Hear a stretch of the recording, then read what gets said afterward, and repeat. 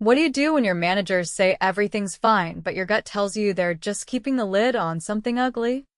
Xavier O'Connor stared at the dashboard numbers on his laptop from the back seat of his car. Sales looked stable across most of the 17 fast casual spots he'd built from scratch over the past decade. But location number 9, Sandersville, had strange dips. Not big enough to raise alarms, but just inconsistent. Some days were slammed, others dead. A few odd customer reviews trickled in. Lack of urgency, chaotic during rush, and one that stuck with him.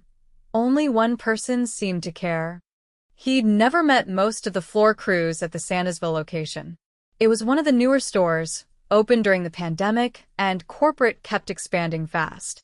Most of the employees there had only seen his face once, maybe twice, during launch. And that was over 2 years ago. No one working the floor these days would recognize him. He rubbed his beard, already thick and streaked with gray. He had an idea. 2 days later, Xavier walked into the Sandersville location wearing a navy windbreaker, scuffed sneakers, and a soft cap tugged low. He'd shaved his beard clean. The store was part of a small chain, so no one expected to see the CEO walking in like a normal customer. That's what made it work. He grabbed a tray and joined the line. It was 11:45 on a Thursday, 10 minutes until the lunch rush. The place looked decent. Clean floors, modern signage. The manager, named Tag Red Todd, stood behind the counter, arms crossed, watching the small team prepare for the wave. There were only 3 employees on the floor. A young guy at the register, a woman running the line, and someone in the back who Xavier couldn't see clearly. "What's the staffing plan today?" Xavier muttered to himself. The woman behind the line moved quickly. She had dark braids pulled back in a bun and eyes that scanned the line without missing a beat. "Hi there. Thanks for waiting. What can I get started for you?" she asked. "Just the grilled chicken bowl." "No cheese," Xavier said. "Got it." "Brown rice, okay?" "Yeah, perfect." She slid the bowl down and called out, "One grilled, no cheese, brown rice." Her voice was polite but focused. She wasn't playing around. The young cashier, barely 20, looked flustered as the line behind Xavier piled up. A group of 5 construction workers walked in. Then another group of office employees. Within 5 minutes, the place was packed. Xavier stepped aside and watched. Todd, the manager, didn't jump in. He stayed behind the counter, arms folded like a bouncer. "Hey, can we get some help up front?" The woman called out her name, Tag Red Eden. Todd didn't move. "We're short today," the cashier mumbled to someone in line. Another woman walked in, mid-40s, clearly in a hurry, tapping her phone. "I ordered online 20 minutes ago," she said loudly. "It's not ready?" Eden looked up. "I'll check on it." "1 second, ma'am." She jogged to the back, disappeared, then returned with an armful of bags. She scanned the names, found the woman's order, handed it off with an apology, and returned to the line. "Sorry about the wait, folks," Eden said, already back in motion. The line was moving, but barely. The cashier kept forgetting bill totals. One customer got the wrong order.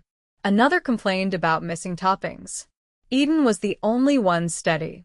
She kept the flow going, jumping between prepping orders and helping the new kid at the register. Xavier watched as she handed a bowl to a man in construction gear, then turned to the back again. "Can we get more grilled chicken? And we're low on corn." Still no help from Todd. At one point, Eden dropped a spoon. Without missing a beat, she grabbed another, sanitized it, and moved on. She didn't complain. Didn't slow down. Just kept moving. Xavier sat down in a corner booth, his food untouched. He watched for another 20 minutes. Eden was everywhere: register, line, back storage. She even mopped up a spill near the drink machine. And the manager? Still hadn't moved. At 12:30, when the rush finally died down, Eden leaned over the counter, trying to catch her breath. Sweat dotted her forehead. Xavier got up and walked over to the counter. "You always work like that?" he asked, voice low. She gave a tired smile. Only when we're short-staffed and no one else moves. Why were you short? He asked. She glanced toward the back. One called out sick. One quit last week. Manager said we were fine. Xavier turned slightly. And he never helps? She hesitated. I don't like talking bad about people. So that's a no. She didn't answer. Just gave a tight shrug. شبیه نوده. I'll be back tomorrow. She looked at him, confused. You a secret shopper or something? He smiled. Something like that. He walked out, hands in his pockets, heart heavy. There was a lot to fix. But first he needed to see how far this went. Xavier parked in the back lot the next morning, arriving just after 9. No suit, no driver, just him, a baseball cap, and a worn satchel slung over his shoulder. He'd called in a favor to have himself slipped into the schedule as a new hire under a fake name, Cal. According to the paperwork, he was a part-timer transferring from another store across the state, so no one would question why they hadn't seen him before. The GM hadn't been notified. That part was intentional. Inside, the kitchen lights were on, but the front dining area was dim. A single voice echoed faintly from the prep line. You can't dice tomatoes like that.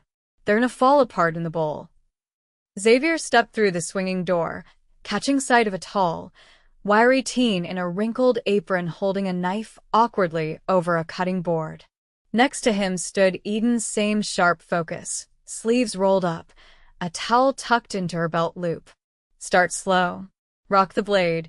Don't press straight down, she said, guiding the teen's hand gently without taking over the task. Xavier cleared his throat. I'm Cal, supposed to start today? Eden turned, eyeing him briefly. They're still not telling us when people are starting, huh? The teen looked up. I'm Mason. I've only been here 3 days. Eden handed Xavier a hairnet and pointed to the back sink. Wash up, grab gloves, and I'll show you the cold line. The prep area was cramped. Pans of produce, stacks of containers, and a refrigerator that buzzed too loudly. The back door was propped open with a mop bucket, letting in humid air from the alley. As Xavier washed his hands, Eden explained the morning flow: rotate the dressings, check dates, prep the base ingredients.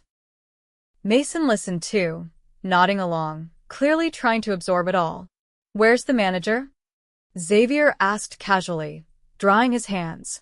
Eden didn't look up. He gets here when he gets here.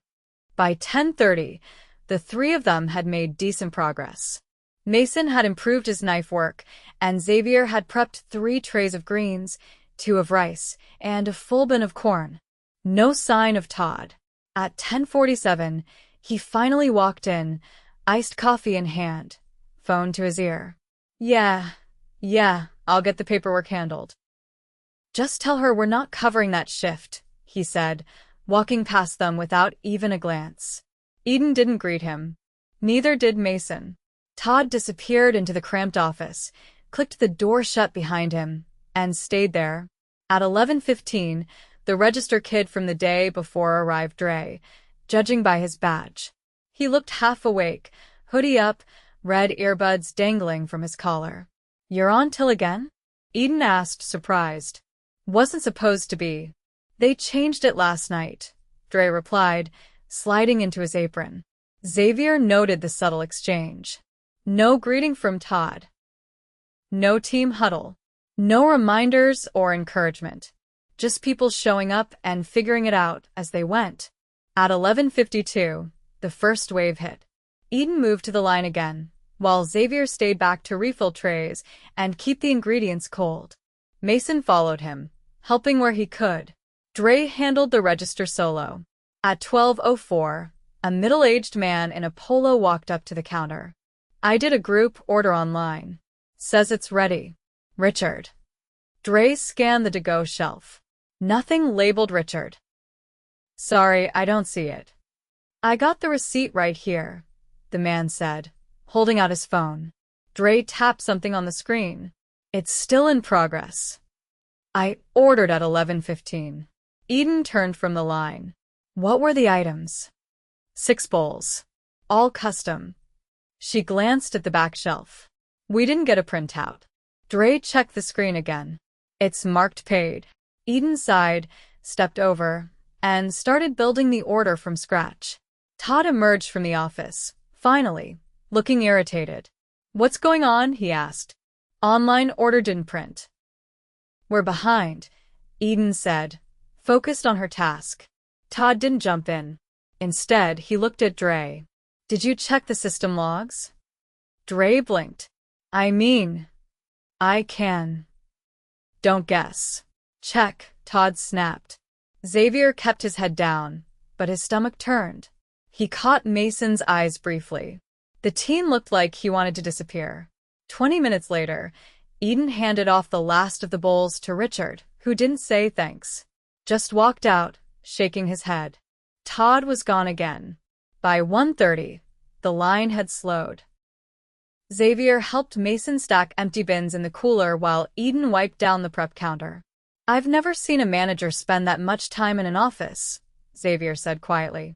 Mason glanced over his shoulder. He comes out of corporates here. Or if someone from the district shows up. Xavier nudda slowly. How long's Eden been here? Since this place opened. She trained the original team. She a shift lead or... Nope, Mason said. Just crew. Xavier didn't respond. He didn't need to. Later that afternoon, while stocking paper goods near the drink station, Xavier overheard a conversation between Todd and another employee who'd come in to check her schedule. Why'd I lose Saturday? She asked, holding up her phone. I gave it to Dre. You're late half the time. I haven't been late once in 3 weeks. Todd's voice dropped. You want hours or not? The girl looked stunned. That's not how it works. Don't test me, Todd said, stepping closer. Schedules aren't a democracy. She turned and walked out without another word. Xavier stepped out from behind the drink station. Todd noticed him, narrowed his eyes. You knew. Started this morning. Gal. Todd grunted. Don't wander around front unless you're covering something. No floating. Xavier held his gaze. Was just restocking. Todd walked off without replying. That evening, after close, Eden and Dre stayed behind to clean. Mason had already left, exhausted. Todd had clocked out at 6. Xavier linjarat, whipping tablas. You always close too? He asked Eden. Not always. But if I don't, the place is a mess the next morning. Dre looked up from the mop bucket. Last week, she stayed till midnight. We were supposed to close at 10. Eden shook her head, annoyed. That was because the fryer flooded, and Todd didn't answer his phone. Xavier dried his hands. Why haven't you left? You could get a job anywhere. She paused, considering. I like the customers. I like the work. I just don't like watching people give up. Xavier walked back into the kitchen. He wasn't sure if she meant the staff or herself. The next morning, he returned at 7. The store was still closed, but Eden was already inside, prepping. She let him in. You don't have to come in this early, she said. I'm a quick learner, Xavier replied. She looked at him for a long moment. You're not just here to learn. No, he admitted. I'm here to see. She didn't question it. Just handed him a knife. By noon, the store was slammed again. But this time, Xavier was on the line with Eden. Mason handled backups. Dre worked the register. Todd didn't show until 12:30, just in time to scold Dre for not pushing up cells. At 2, as things slowed, Xavier stepped into the back office.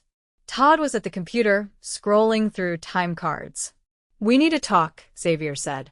Todd turned slowly, annoyed. What about? Xavier pulled off his cap. You've been managing this store for over a year. You've got one of the strongest employees I've seen in 10 years, and you didn't even give her a shift lead title. You've got a miner doing cold prep without supervision. You disappear during rushes, and you threaten people for asking about schedules. Todd stood up. Who the hell do you think you are? Xavier met his eyes without blinking. I'm the owner. Todd stared at Xavier for a full 5 seconds, still holding his posture like he expected this to be a joke. When it became clear it wasn't, his expression shifted not to apology, but calculation. You're the owner, he said, voice lowering. This some kind of setup? Xavier didn't move. It's not a setup. It's accountability. Sit down. Todd hesitated, then slowly lowered himself into the chair behind the cluttered desk. The office was cramped, with coffee-stained paperwork shoved into bins, a flickering monitor half covered by a stack of receipts, and a faint smell of burned oil lingering in the vents. Xavier didn't sit. He closed the door behind him. You've been running this store like no one's watching, Xavier said. But I've been here for 3 shifts.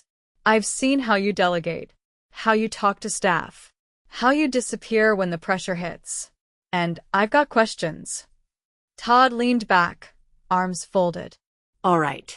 Ask. Why is Eden still in a crew role? Todd shrugged. She never asked for a promotion. She didn't have to. She's been holding your store together. I've got a process, Todd said flatly. Seniority matters. Other people were ahead of her. Who? Xavier asked. Doesn't matter now. It does. Because if you passed her over, and she's doing the work of 2 people while you're hiding in this office, I want to know why. Todd looked away. She's intense. Lotta opinions. Sometimes she pushes too hard. She pushes because no one else is, including you.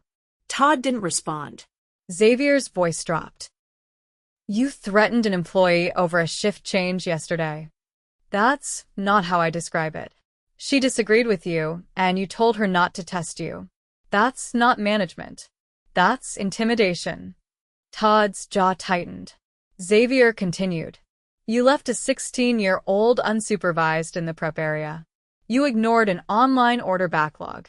You watched your team drown during peak hours and didn't lift a finger. Then you blamed them when things slipped. Todd stood. Look, if you want to fire me, go ahead. But don't act like I'm the only manager who delegates. Xavier didn't blink. Delegating is assigning responsibility, not abandoning it. You've been absent in your own store. He opened the door. You're done here. Pack your things. You're not coming back. Todd's face flushed, but he didn't argue. Maybe he knew he'd pushed too far. Maybe he thought he could land somewhere else. Either way, he left without another word. By the time Xavier returned to the kitchen, Eden was breaking down the salad bar. She didn't look up.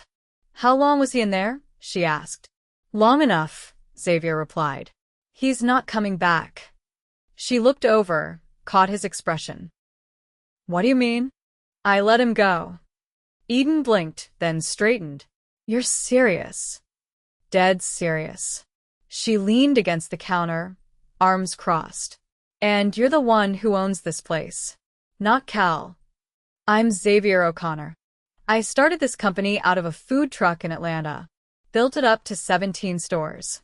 And somewhere along the way, I stopped seeing what was happening in stores like this. Eden studied him for a long moment. You're a better prep hand than most owners, I'll give you that. I needed to see it. Not in charts. Not in emails. On the floor. Where it lives. She nodded slowly. So what happens now? We fix it. Starting with you. He walked over to the small break table near the lockers and pulled out an envelope from his jacket. You're the acting shift lead, effective immediately. Official paperwork will come through HR by Monday. That comes with a raise, by the way. Eden took the envelope, but her eyes didn't leave his. You sure you want someone who pushes too hard, running a shift? I want someone who gives a damn when it's hard to. She exhaled slowly, folding the envelope. What about the rest of the team? Mason, Dre? I'm meeting with them tomorrow. One-on-one. I want to hear what they need, not just what I saw. Eden paused, then looked toward the back hallway. You'll want to talk to Yvonne too. She's been picking up doubles to cover the gaps. Doesn't say much, but she's solid. I'll find the time. They worked in silence for the next 20 minutes, resetting the cold station and inventorying the low-stock items. The rhythm of the store was calmer now, less strained. At 5:30, Dre walked in for the evening shift, headphones around his neck.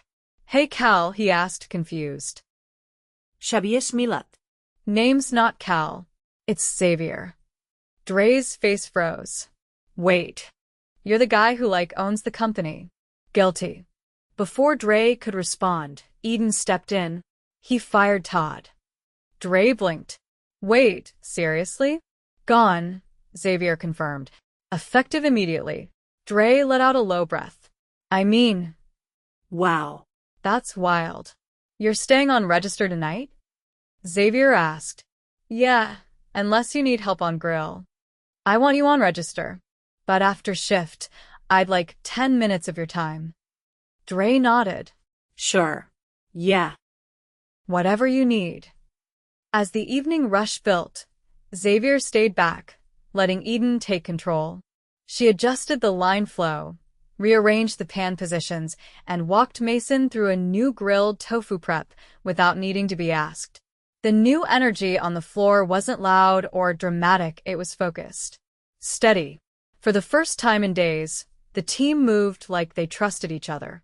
At 7:45, a customer near the condiment station spilled a full soda across the floor. Mason saw it first and rushed to grab towels, but before he could get there, Eden was already there with a mop and a second towel in hand. "No worries, we've got it," she told the customer, who looked both embarrassed and relieved. From the back corner, Xavier watched quietly. At close, Dre joined him near the back lockers. "You really gonna fix the place?" Dre asked. "That's the plan. People thought you didn't care. Corporate's just numbers and policy. But you came in here and worked the grill. That's different. I don't care about policy. I care about people. Policy should serve people, not the other way around." Dre nodded. "I know a few folks who left the store because they felt invisible. I want them back. If they want to come, I'll make some calls." Xavier extended his hand. Dre took it. "I'm not promising perfection," Xavier said. "But I'm promising attention. And that's where it starts." After Dre left, Xavier sat alone in the empty dining area, the hum of the refrigerator the only sound. The store had emptied out. The trash was taken out. The floors were clean. He looked around not as a customer, not even as an owner, but as someone who'd finally remembered what it felt like to build something with his own hands. And he knew now, it wasn't enough to build a brand. You had to protect the people carrying it. By Monday morning, word had traveled. Not through memos or emails, just quiet conversations in the back rooms of nearby locations, employees texting one another after shifts. The owner showed up, fired the manager himself. Eden's running things now. Xavier didn't need to schedule a formal rollout. The store had already begun shifting from the inside. Still, there was work to do, real structural work. He arrived early, this time not undercover, and stepped through the back door with a clipboard and a clear plan. Eden was already inside, sorting produce deliveries. She didn't look up. "You're not wearing gloves," Xavier said. She held up her hands. "Wash twice. Drying before I start slicing." He nodded and handed over the clipboard. "We're doing more than shifting titles. These are the new operating standards. You'll help shape them. I want this location to pilot the changes before we roll them out system-wide." Eden scanned the first page. "We're getting backup support? Starting this week. 2 part-timers from nearby stores will rotate in. We'll stagger them so the core team doesn't burn out." She flipped to the next page. "Scheduling transparency. All changes must be approved with 48 hours notice. That'll stop the last-minute chaos. I want structure, not surprises," Xavier said. "And if someone's performance is off, we coach them. We don't threaten their hours." Eden nodded once and returned to organizing the delivery. At 9:20, Mason entered through the front, still tying his apron. He stopped short when he saw Xavier. You're still here? Xavier gave a quick smile. Still learning. Mason hesitated. My mom asked if she needed to sign anything. Since I'm 16. We've already updated your file. You'll be scheduled only when Eden or another certified lead is present. And you'll be paid for all prep hours going forward. Mason looked relieved, then disappeared into the back to start his tasks. By 10:30, Dre had arrived and was checking the till. His eyes flicked to the clipboard on the counter. You're serious about all this? I wouldn't be here if I wasn't. He nodded and began counting bills. The first major test came at 11:55. A group of 13 high school students poured in, loud and scattered, placing complicated orders. In the past, this would have been a disaster. But Eden had already taken charge. Mason, you're on toppings. Dre, stay on register. I'll float and fill, she said, moving with purpose. Xavier stepped into the back, but didn't leave. He watched from the prep area, noting how Eden adjusted the layout of the line so that Mason didn't have to cross behind anyone. She'd shifted the avocado tray closer to the front and swapped the sauce bottles for wider ones. It was subtle but efficient. One of the teens, a tall boy with a loud voice and earbuds, still complained when his bowl didn't have extra meat. I said double chicken. You were charged for single, Dre said calmly. I want to talk to the manager, the boy said, arms crossed. Eden didn't hesitate. I'm the shift lead. You can add double chicken for $3 more or keep it as is. Whatever, man. This place is cheap. Eden didn't flinch. Thanks for your order. The boy muttered something and walked off. Mason leaned over. You handle that fast. Eden didn't reply. She was already moving to the next customer. Xavier stepped out from the back. Can I borrow you for a second? He asked Eden. She met him near the drink station. I've seen enough, he said. You've got control. What do you need next? She didn't pause. We're still short one closer. Yvonne's been picking up doubles, but she's got school at night. Give me a name. Someone you trust from another store. She thought for a second. There's a guy named Elijah at the Midtown location. He used to work here pre-COVID. Left when Todd came in. Is he good? Smart. Quiet. Knows how to run a night shift. I'll call Midtown. By 3, the rush had passed. Mason was in the back, cleaning cutting boards. Dre was organizing the register drawer. Eden leaned against the counter, sipping water. A woman walked in quietly. She wore a beige uniform and carried a tote bag that looked heavy. Her eyes scanned the room like she wasn't sure she was in the right place. Hi, she said. Is someone named Xavier here? He stepped forward. That's me. I'm Sarah. I used to work here. I heard what happened. Eden said. You might want people back. He studied her. She looked tired, but not uncertain. What made you leave? She hesitated. I was told I wasn't leadership material. I trained 3 people who got promoted over me. And why'd you come back today? I miss being part of a team that works. He nodded. You're hired. Start tomorrow. Eden will walk you through the new systems. Sarah looked stunned. Really? We're not in the business of losing good people twice. She nodded slowly, clutching the tote tighter. After she left, Eden walked over. You're rebuilding from the inside out. Only way it works. At 4:30, Xavier called a brief team meeting near the back prep area. Dre leaned on a crate. Mason wiped his hands. Eden stood by the sink, arms crossed. I'll be returning to the main office tomorrow, Xavier began. But this store is now the standard. Every policy we test here, every improvement we make will be modeled elsewhere. He turned to Dre. You've got a strong read on customers. I'm placing you on the feedback initiative. Every week, you gather 5 direct suggestions, things we can fix. To Mason, you'll be shadowing Eden twice a week. Learning more than prep. Learning flow, timing, and floor awareness. If you're interested, We'll talk shift lead training when school's out. And to Eden, you'll be running this store until we find a permanent GM. I want your input on that hire. You've earned that seat at the table. She didn't say anything at first. Then, you sure you're ready to let go of the reins? I'm not letting go, Xavier said. I'm finally holding them the right way. That evening, as the sun dipped low behind the building, Xavier stepped outside for the first time all day. The parking lot was half full. A few teenagers sat on the curb eating bowls, laughing. He watched them for a moment, then turned back toward the glass doors. Inside, Eden was restocking sauces. Mason was wiping a counter. Dre stood behind the register, leaning slightly forward, engaged in conversation with a middle-aged woman who appeared to be asking about the menu. It wasn't perfect. It wasn't easy, but it was working. And this time, it had nothing to do with the spreadsheet.